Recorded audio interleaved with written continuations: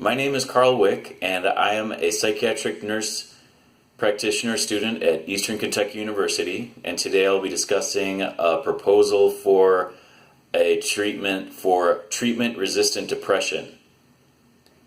Treatment-resistant depression is defined as depression where a person has received treatment and their depressive symptoms have not been sufficiently reduced.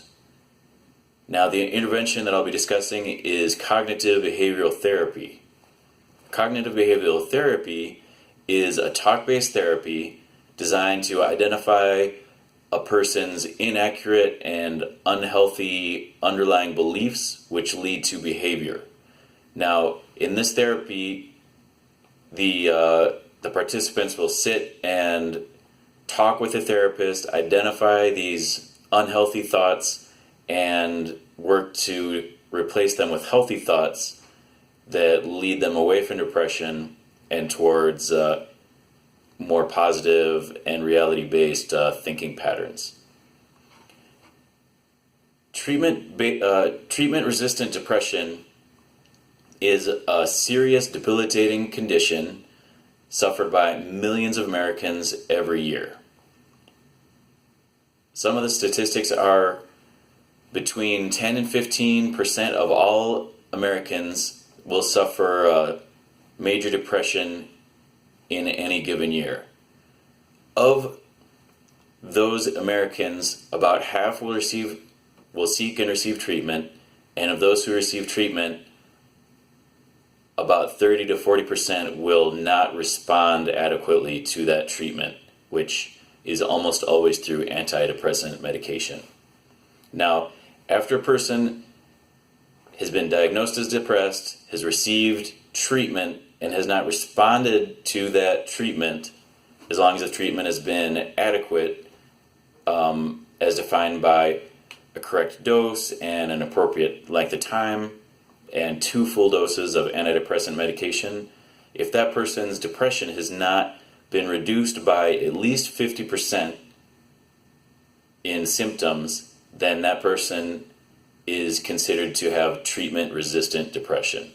They were depressed, they received treatment, and they didn't get better. And this is my target audience of people who will be helped by our target intervention. This is all taking place at the Rural Side Community Mental Health Care, which is an outpatient clinic in Rural Side, Ohio. The adults receiving treatment there for their depression will, when identified by a psychiatric nurse practitioner as being treatment resistant in their depression, whereas they've gone through the 2 trials and they're still depressed, will be identified and invited to participate in this program intervention. The tool that we'll be using is the Hamilton Depression Scale, which is a robust and well-accepted depression rating instrument in the psychiatric field. And the participants will be measured at baseline before they start the intervention, and then will be assessed every 3 months, and then at the end there's a total of 12 one-hour treatment sessions, so it lasts 1 year, and then they'll be assessed with that same Hamilton Depression Scale, we call it shorthand HAM-D, at the end, and then we'll compare how their depression hopefully is lifted considerably from before up to the end.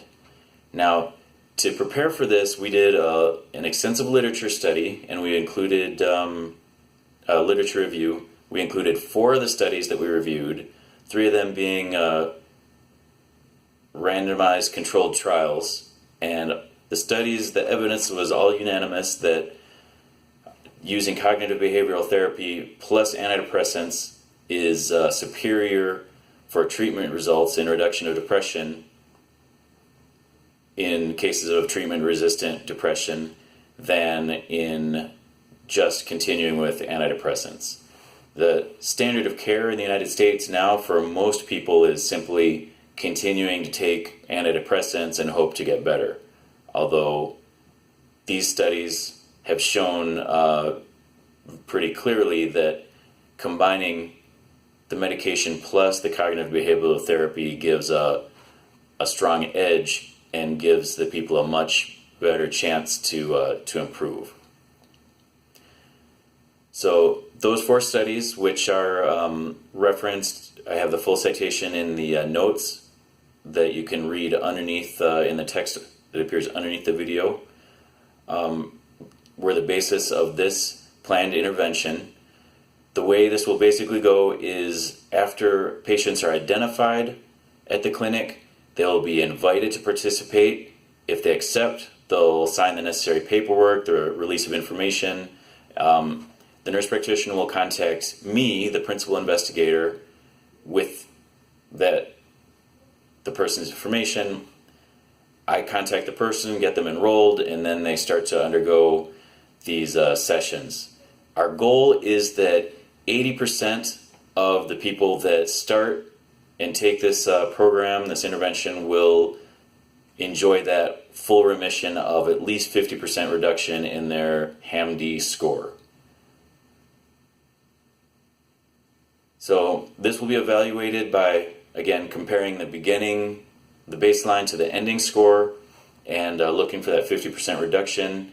We'll, after we have at least 30 participants who have done the full 12 months, we'll do a full analysis, give the data results back to the organization for review, and then look to publish it in peer-reviewed literature. So thank you for your time, and you can see the full details in